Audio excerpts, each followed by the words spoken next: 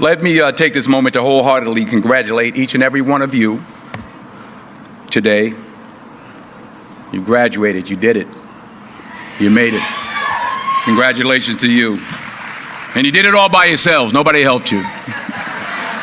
No, that's not. That's what That's what I thought when I was young. I starting to really make it as an actor. I came in. I talked to my mother. I said, "Ma, did you think that this was going to happen? I'd be so big, and I'll be able to take care of everybody, and I can do this, and I can do that, and I can." She said, "Boy, stop it right there. Stop it right there. Stop it right there."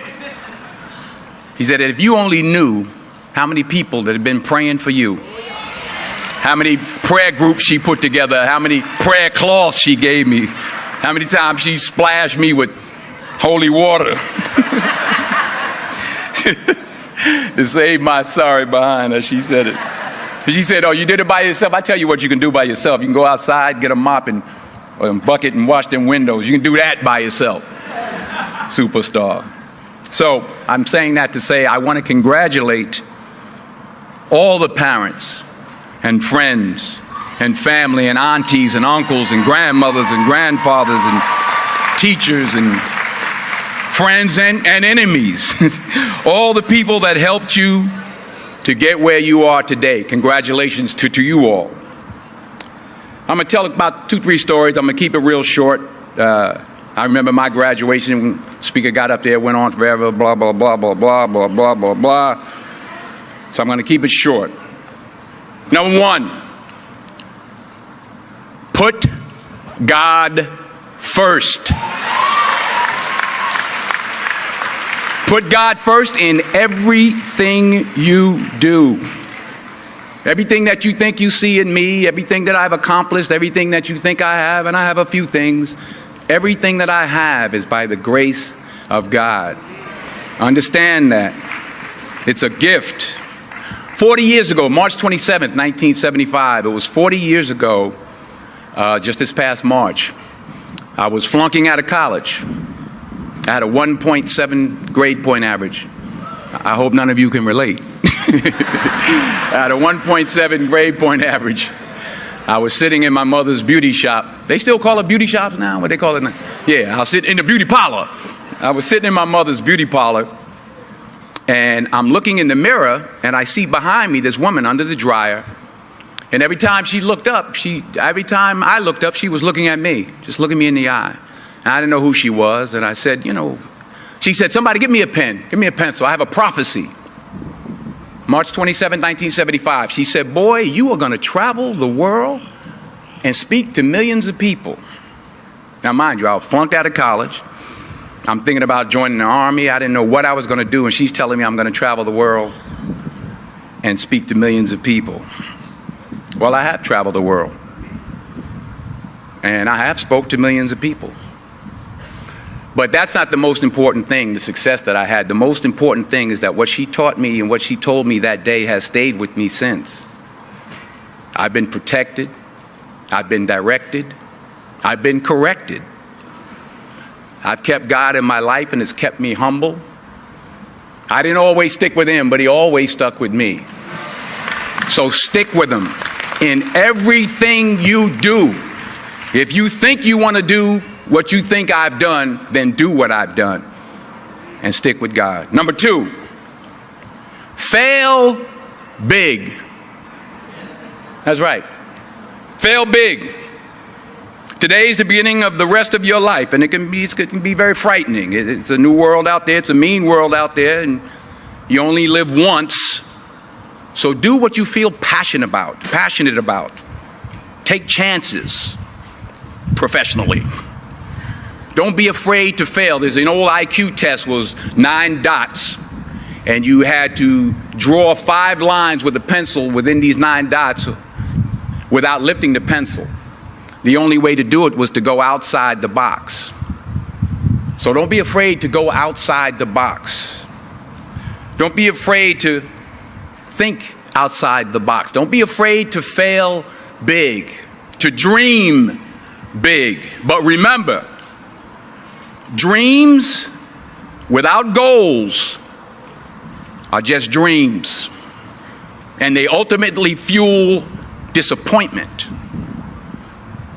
So have dreams, but have goals. Life goals, yearly goals, monthly goals, daily goals. I try to give myself a goal every day. Sometimes it's just to not curse somebody out. Simple goals, but have goals. And understand that to achieve these goals, you must apply discipline and consistency. In order to achieve your goals, you must apply discipline, which you have already done, and consistency every day, not just on Tuesday and miss a few days. You have to work at it every day. You have to plan every day. You've heard the saying, we don't plan to fail, we fail to plan. Hard work works. Working really hard is what successful people do. And in this text, tweet, twerk world that you've grown up in, remember, just because you're doing a lot more doesn't mean you're getting a lot more done. Remember that. Just because you're doing a lot more doesn't mean you're getting a lot more done. Don't confuse movement with progress. My mother told me, she said, yeah, because you can run in place all the time and never get anywhere. So continue to strive, continue to have goals, continue to progress. Number 3, you'll never see a U-Haul behind a hearse. I'll say it again.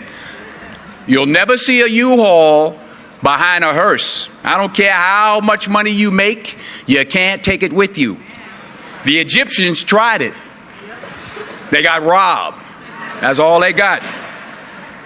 You can't take it with you. And it's not how much you have.